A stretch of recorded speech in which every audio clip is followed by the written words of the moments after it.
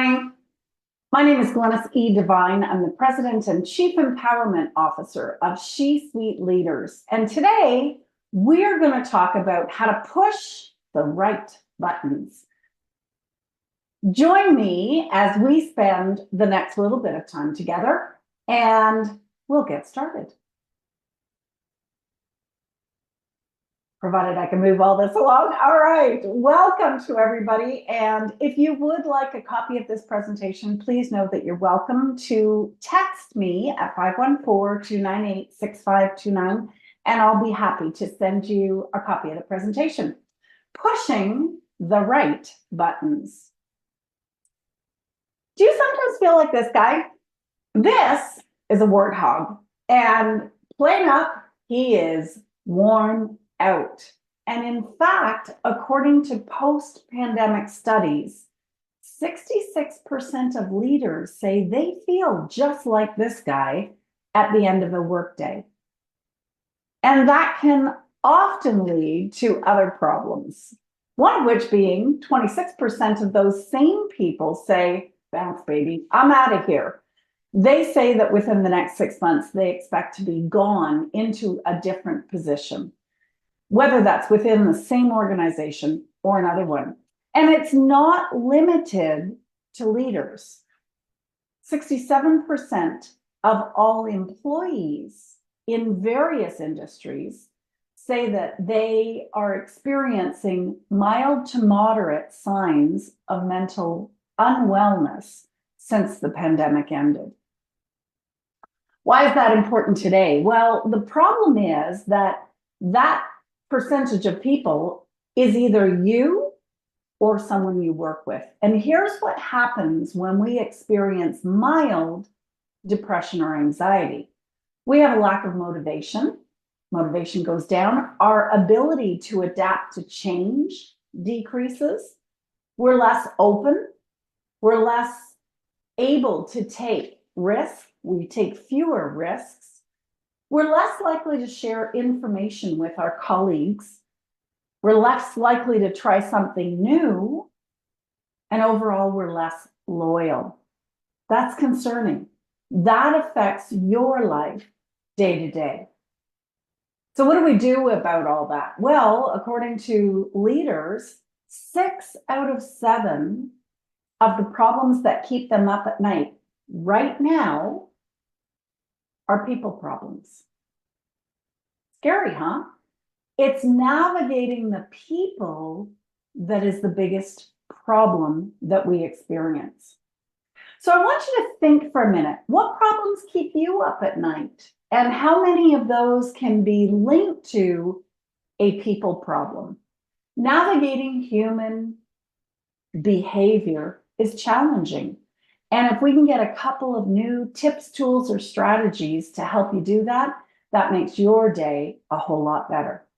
So for the time that we're together, that's my goal. My goal is to arm you with one tip, tool, or strategy that helps you be more whole at the end of the day. Here's the reality. You spend 6, 7, 8, 9, maybe even some days in crunch time, 10 hours a day with people that you think I'm going to say like. I'm not going to say like. You might like them, but you didn't choose to put them in your life, did you? Our work family is who we spend the majority of our day with. And I don't know if your day looks anything like mine, but when I get home, I have this tiny, precious window to enjoy with the people who I did choose to put in my life. Well, most days I really like. So day-to-day interactions are easy. It's when we're tired, hungry, sick, hormonal, rushed, or heaven forbid, all 5 at the same time, that we need skills, tips, tools, and strategies that we're going to talk about today. So strategy is the name of the game. And again, if I can arm you with one new tip, tool, or strategy to help you navigate your people problems, my work will be done. Now you've got some work too, because today I'm going to invite you to co-create this session. I'm going to give you an opportunity to contribute to the session And not just that, I'm going to ask you to do some takeaways if you're willing. I'm going to ask you to take what you glean from today's session and go back and share it with some colleagues. I've got a handout that I'll walk you through during this program that I invite you to download and share with your colleagues. So let's start with the end in mind, not that end. At the end of our time together, I'm going to ask you, what's your wow? WOW stands for within 1 week. So here's my call to action for you. Within 1 week, take something that you got from this conference and apply it right away. You see, we know that as human beings, we get information bombardment. And within a day or two, whatever we learned a couple of days ago is a mere faint 40%. And within 4 days of learning something new, if we don't apply it right away, it's gone. 70% of that learning has disappeared and gone into the recesses of your mind. So before our time is through together, I'll ask you to whip out your phone, hold it up to this QR code later, and ask you to create a wow. Here's what you want to keep in mind. If you keep doing what you did, you'll keep getting what you got. I'll say that again. If you keep doing what you did, you'll keep getting what you got. So to have something different, you need to do something different. And that's what we're going to talk about today. So whatever the problems are that keep you up at night, our goal is to find a solution. That solution in my session today stems from why. Why do you do what you do? Why do other people do what they do? And it's what I refer to, and what I base my life's work on, is motive. Motive is why we do what we do. And so that's what we're going to talk about. There are a variety of self-assessment tools out there. The one I'm going to share with you today stems around motive, why we do what we do. And I call it currency. There are about 80 some different currencies in the world. They're why people do what they do, and they range from accomplishment to quest. They're not the same thing. From learning to growing, they're not the same thing either. From expertise to magnificence, from spirituality to experience, there are a plethora of drivers of why we do what we do. And so today we're going to explore them. With your colleagues, what you might want to do is first talk about what 8 currencies, and you can interchange the word currency with value, what 8 values should be the core values for someone in your role, and why. If you're participating today, talk to your colleagues about what you think should be at the core of someone with your role. All right, so let's get started. Here's an easy way to read them.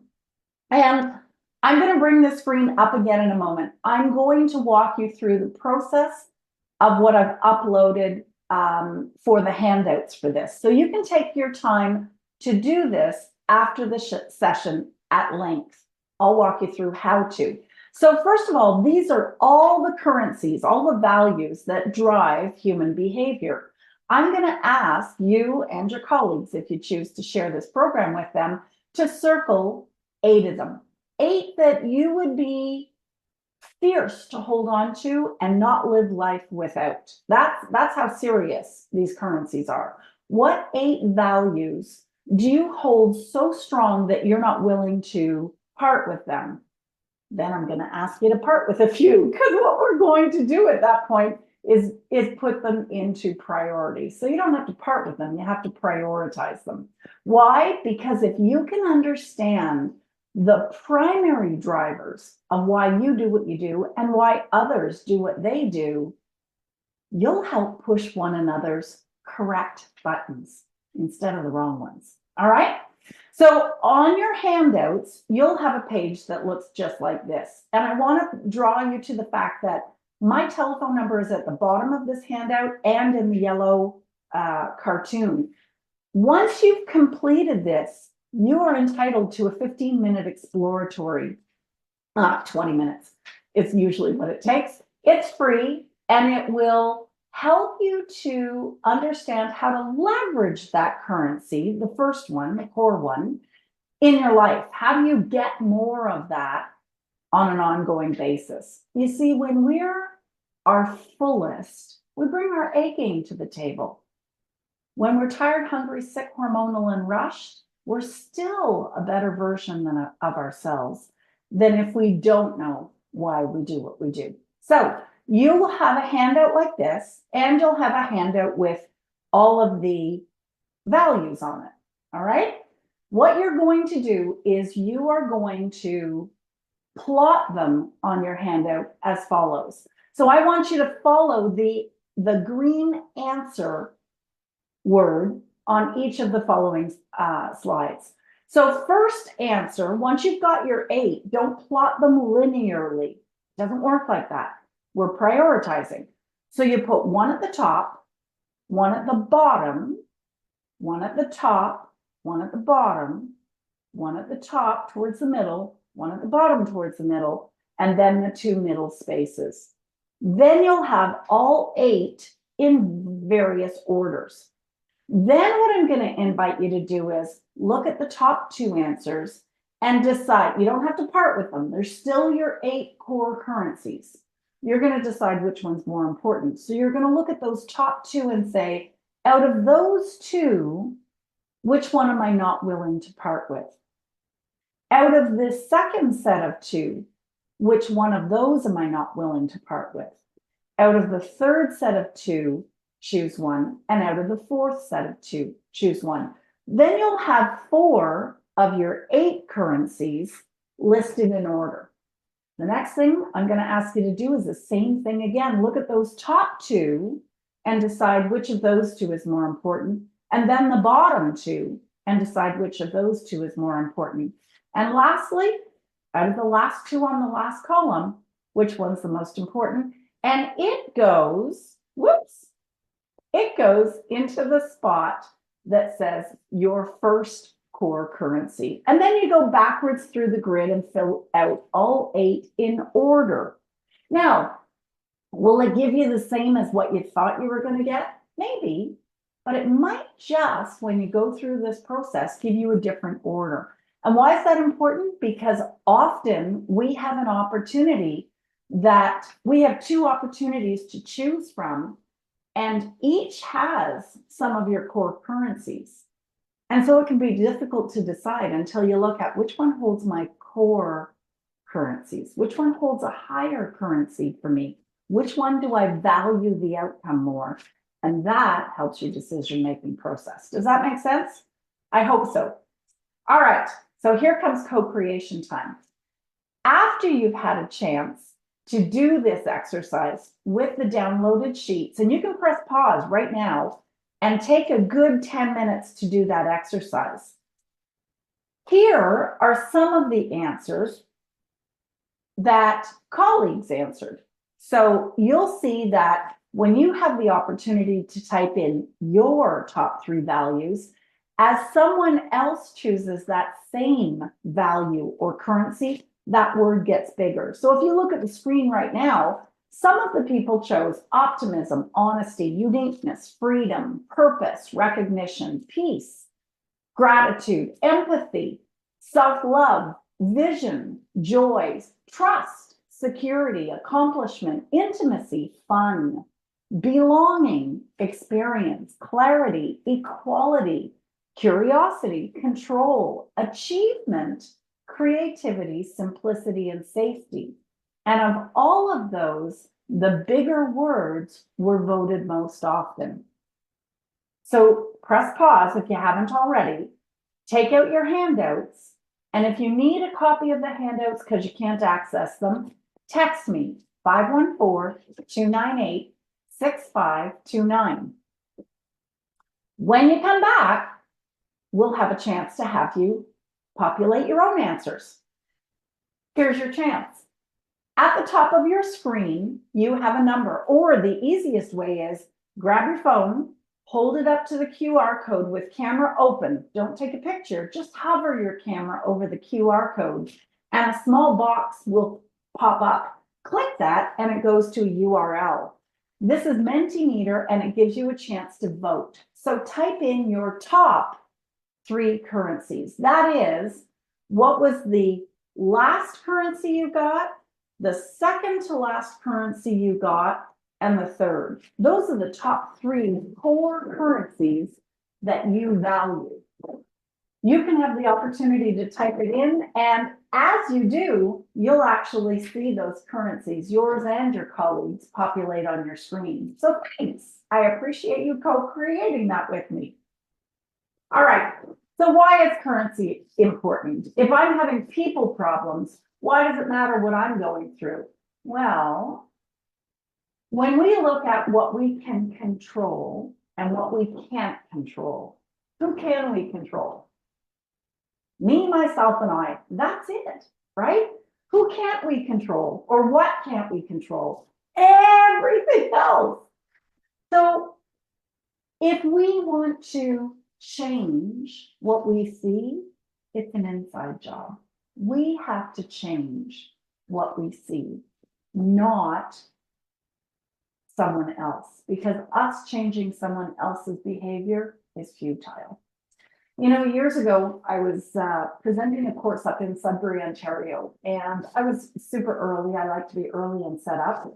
And this woman came in and I said, wow, you're really early. She said, oh, I drive quite a distance and I didn't want a chance. We're in Canada, the snow. And so she said, can I help? And I said, no, sit down, relax. You've driven a long way. No, I'm happy helping, she says. I said, okay. So she helped me put out all the workbooks. And I said, well, let me give you something in return. What are you here for? And I'll try and customize the information a little bit more towards what you're here for. And she said, I'm checking a box. I'll be honest. She said, I have this one employee who she said, I've done everything. I've done everything I can to try and get her to step up to the bar. And she said, she's not. She said, honestly, I'm just here to maybe check a box that I've done everything I can before I let her go. And she said, a really nice surprise would be if I got some tip that I haven't tried yet that I can go home and try before I let her go. But pretty sure I'm going to let her go. I said, oh, that's really sad. It sounds like that's caused you a lot of grief. She said, it consumes me. She said, I'm making supper. And she said, I'm thinking about this person. She said, she's, watching TV at night. And I said, yeah, that's not good. When our work life trickles over into our home life happiness, that's not a good place to be. So she participated through the course of the day and gave very healthy answers, very servant leadership answers, very kind, compassionate answers.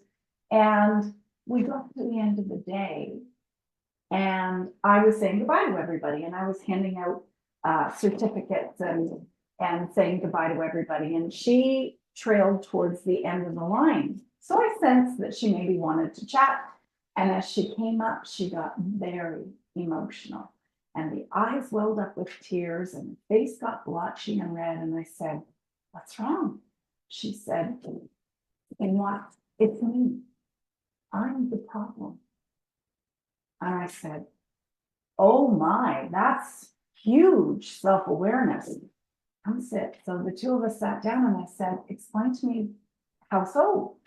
And she said, I realized that what I expected was for her to screw up. And she said, I got exactly what I expected. She said, I'm the problem. I chose to see her screwing up. And she said, I need to go home and do something different. I need to set her up for success and expect she's going to succeed. I said, wow, that's a pretty huge admission. You may want to have a conversation about that because otherwise she's going to be thinking, oh yeah, you went to some course and now you learned some crazy voodoo to try on me. And so she said, yeah, we need to have a conversation. So I have tremendous respect for this woman. It's hard to realize when we're at fault and not someone else, or how we at least contribute to it. It's never one person's doing, right? And so I thought that was a pretty healthy admission to realize what her part was that she played in all of this. And so I encourage you to look at the difficult interactions that you have. Look at the challenging people in your life and take a really good look at that and say, how do I make that better? How do I make that worse? What do I do that might stir the pot as opposed to relieving? And here's the challenge sometimes. When we're faced with a difficult person, sometimes we just peace out. I'll say to people, how do you deal with that difficult person at work? And they say, I don't. I talk to their boss, I talk to their colleague, I deal with their assistant, I don't deal with them. And I got to challenge that because that's a coping strategy, not a communication strategy. That's how do I get through this unscathed, as opposed to how do I have a work relationship that's healthy with this person, right? So what I encourage you to do is look at the relationships that you have with people, look at the ones that work and identify why they work. Look at the ones that don't work and identify what part do you have to play. You know, it's so easy when we interact with other human beings that we don't like to say they're not like me and push space between our behavior and theirs. And it's hard to find common ground. And yet the root of communication is commonalities. If you write down the word communication, COMMUNICATION, last time I checked, and you underline those first 6 letters, COMMUN, it's actually how we spell it in French. It's phonetically how we say it in English. Common ground is key for communication. So I'll challenge you that you probably have a ton of things in common with the people who you communicate well with. Either you're the same gender, same generation, have the same background, share the same values, since we've just talked about values. And my guess is you see the world the same way. And I'm also going to challenge you that the people that you have the greatest discommunication with, miscommunication with, so none or poor, are people that you don't think you have a whole lot in common. So I challenge you, jot down a couple of things that you share in common with the difficult people in your life. And yes, oxygen counts as one, so I'll start you off on that list. Try to find as many things as you share in common with the difficult people in your life so that you can find ways to find common ground and communicate easier. So why is all of this important? Well, because we want to leverage your currencies for better quality work and life relationships. So I'm going to walk you through something that I'm going to encourage you to do next time you feel like you're in some kind of conflict. And understanding your values is key to understanding what the outcome is. Then, if you expand that a little bit and say, okay, what if somebody has a different currency than me, a different value? How would they tend to see things? The miracle of this approach is the fact that you quit taking stuff personally.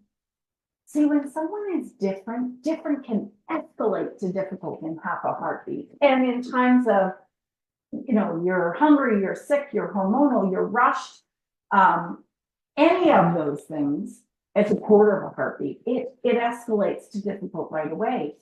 And so if we can understand that somebody might just value a different currency or a different value, and that it's not personal, we can quit taking it personally and just see that they tend to see it from a different perspective.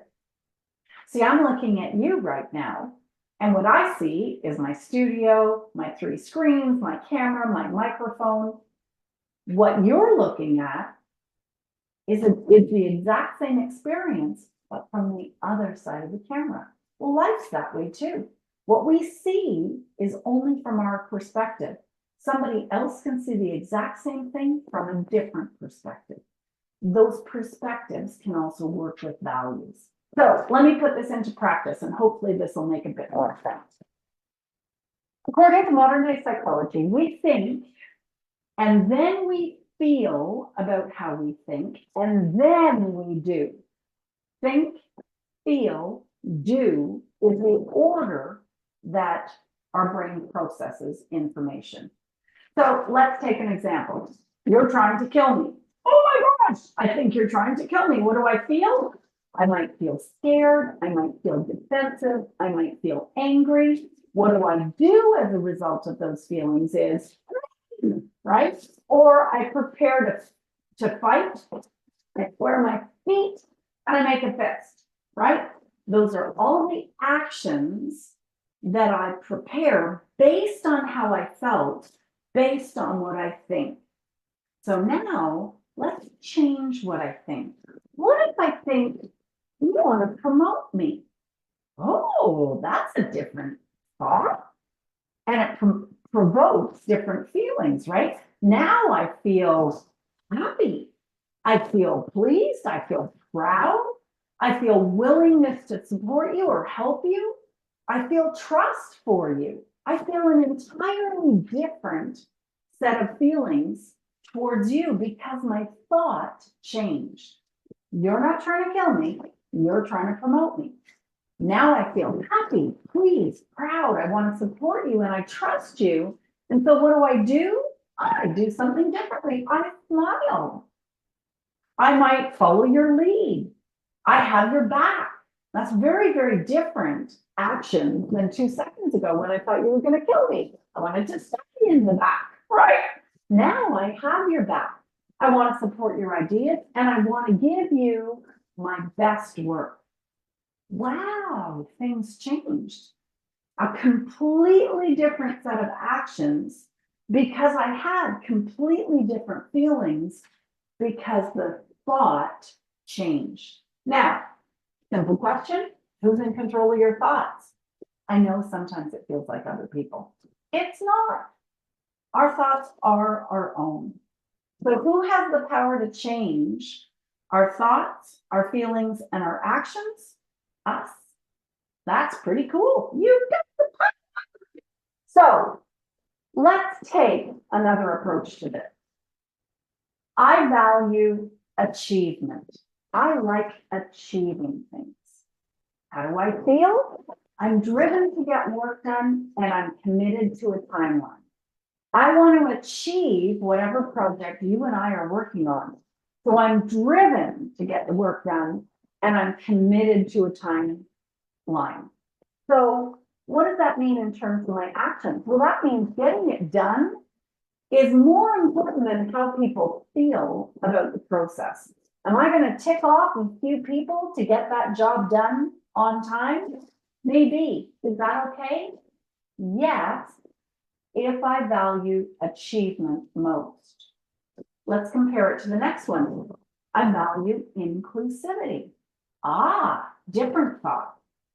So if inclusivity is my core currency, my core value, then what becomes important to me is I'm happiest when everybody feels included, when everybody contributes, when we all collaborate. And so my actions then become what's most important is that everybody contributes and belongs is more important than how fast it gets done. Can you see how these two are in complete opposition? If I value getting it done and you value including everyone, we are going to have different actions that complete. And I'm going to say, what a bully to the person who values achievement. And you're going to say, what a waste of time. We're not going to meet our commitment to have this done. So when you change the value, you change the outcome. Currency drives performance. Currency changes what we do. Currency changes what we think is important in the world. And currency changes the lens that we see the world through. So can you see how understanding what's important to you, you know, when we talk emotional intelligence, they're depending on the resource that you use, there's either 4 or 5 pillars. Regardless of the resource, both agree that the largest pillar is self-awareness. When we understand self, we can navigate the world a whole lot better. So if you're ever looking to invest in personal and professional development, start with anything that grows your self-awareness. Understanding self makes our interactions in the world so much healthier. Why? Because who can I control? I can only control me. I can't control you. I can try, it's futile. I can control me. So understanding what lights me up and what turns me off energy-wise is hugely empowering. Once I understand what's important to me, I can start to see when it's different to other people. I hope that makes sense. When someone comes with a different set of glasses on, a different lens to see the world, there's a really good chance that we're not going to see eye to eye on everything. There's a good chance that we're going to have some miscommunication about what's important. So here's something to think of. Get together with a group, examine what you feel and do based on your core currencies, what you value, and then compare it to everybody's around the room. Now you can do this at the dinner table with your family, or you can do this with the team that you interact with daily. Do the homework. Figure out what your core currencies are. The top 3 will drive most of your performance personally. And then sit down and map out that think, feel, do for each one of those currencies, because they alone might cause some conflict within you.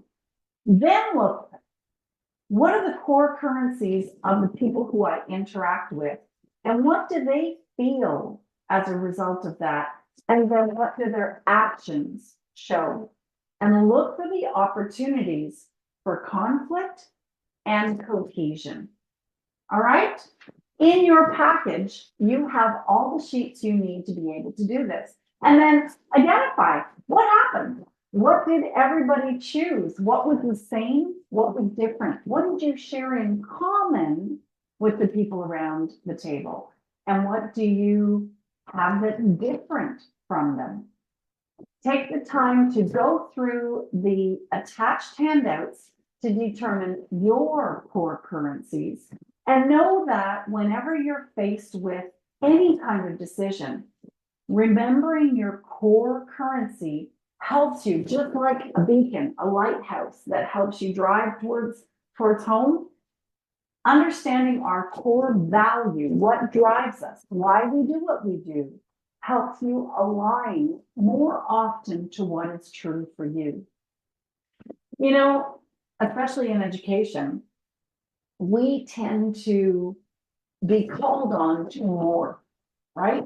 We have to have a lot of different skills in these days and ages. And so as a result, we become whatever the task or the project or the job entails. And sometimes that's second nature, and sometimes that's a learned skill. And when it's learned, it's not innate. And so as a result, it can take more energy. And again, I'm going to say, when you're tired, hungry, sick, hormonal, or rushed, that energy is not as accessible. Remember to use the think, feel, do model. And remember too, that if you keep doing what you did, you'll keep getting what you got. So if you want to do something different, you're going to have something different. All right, now's the time to take out your phone. And if you would like an accountability tool, here's one. Take your phone, hover it over the QR code that's on your screen, and that will take you to a website called within1week.com. And it's your opportunity to commit, you and me, it goes no further, something that you would like to apply because of this training or anything else you experience through the course of the conference that you would like to apply within 1 week. Puts it out into the universe. Actually, it just puts it into my website and helps you stay committed to that action, whatever that is. One of the things that I hope you consider doing is staying connected. Apart from teaching in-person events and emceeing, I also MC the Women in Tech Awards. I have a home studio. That picture on the bottom is what I'm doing in my studio today. And I run women's empowerment retreats in beautiful exotic places all over the planet. I would love you to stay connected if any of those different things interest you. And most of all, that's me with the Cirque du Soleil troupe down in the bottom right-hand corner, learning how to trapeze in beautiful Zen Oasis. Our last adventure was in Amorgos in Greece. And please share with me, tell us what you think. Use your phone for the very last time, scan the QR code, and tell us what you loved about today's session and what, if anything, you would like to be able to do within 1 week. I would like to thank you very, very much for participating in this session. I wish you a wonderful rest of the conference, and I hope that you stay connected. Keep in mind, who can you control? You can control you, and your self-awareness will help navigate the difficult people in life. Have a great rest of the day.